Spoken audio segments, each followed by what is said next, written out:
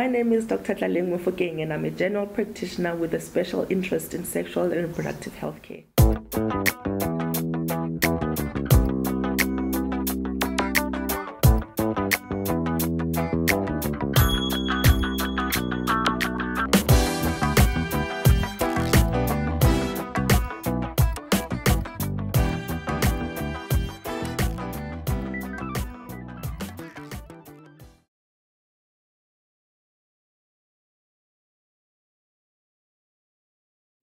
So the types of lubricants that basically the big categories is water-based and oil-based lubricants.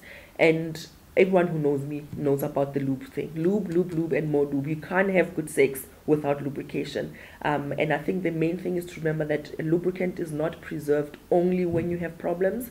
A lubricant can form part of a really fulfilling sex life.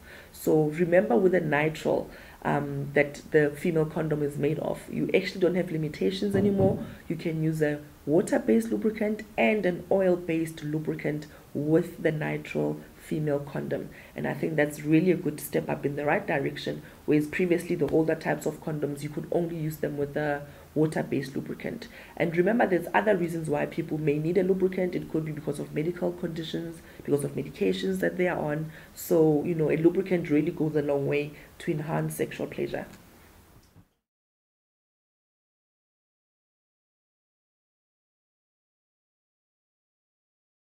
Again, I have a bias around women and vaginal health and sexual pleasure, and I do think the female condom is that one sexual safe sex tool that we can use to really do more than just have safe sex. I think it gives an opportunity to talk to women about our own vaginas, to get away and get over the shyness that we almost have around the vagina, touching it, looking at it. And again, you know, if you can use a female condom, your chances of being comfortable with a menstrual cup are increased, which means your health around menstruation is increased, which means if you need to use a tampon, for example, you'll still be more comfortable to do so if that's your choice. So I think the getting in touch with our vaginas is always a plus for me, and I think if more and more women can be able to use female condoms, if we can get over the mental blocks that we have around the female condom, the better. Of course, we need information. You can't try something if you can't, if you can't even imagine what it looks like, it feels like. And it's quite normal for us to have questions around something that we don't understand.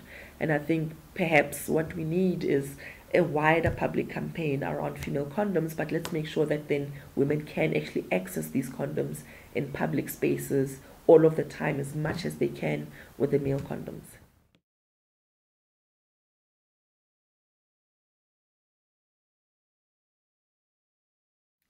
So the issue of, safety around the female condom, how you insert it, and again, also the removal. It's important to talk about it because you need to make sure that the contents of the condom after you've had sex remain encased in the condom. So you don't want to spill and then expose yourself to STIs, because then again it defeats the purpose. So when you remove it, you do have to be careful. It does allow you the outer ring and the rubber that's externally. It allows you to sort of pull and wiggle a little bit and see what's comfortable. You can do this sitting or standing. You can lift a leg up to do this, whichever way feels comfortable for you. And you're really just an easy pull to remove, again, just to ensure that you've sealed the top and you're not spilling the contents of the condom is an important thing. And of course, you can have a look for any obvious leaks so that you know that you can then take secondary precautions if there are any.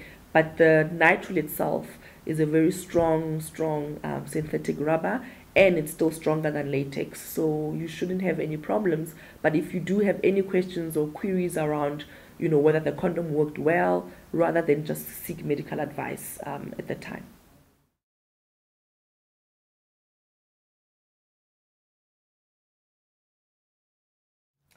So the issue of, condoms, sex toys, tampons, menstrual cups being lost in the vagina is a very common one.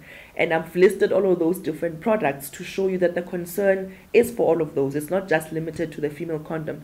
And I think it speaks to the issue of women just in general not understanding their bodies. And I think the level of health literacy is not really where we want it. It could be improved, and I think the female condom really gives a good opportunity to have the discussions around anatomy. What does the vagina look like? What does the internal organs look like? And where does my stomach end? Where does the pelvis start? And the questions around, products in the vaginal area being lost is really common, and the female condom will not get lost anyway.